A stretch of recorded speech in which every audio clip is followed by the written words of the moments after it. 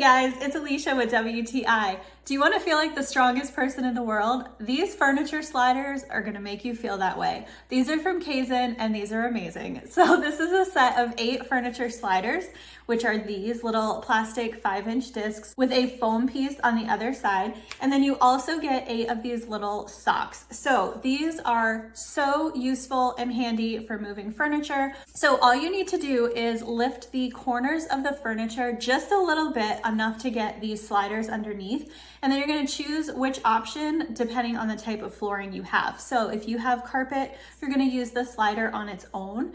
And if you have hardwood or another hard flooring surface, you're going to make sure to put one of these little socks on it to protect your flooring.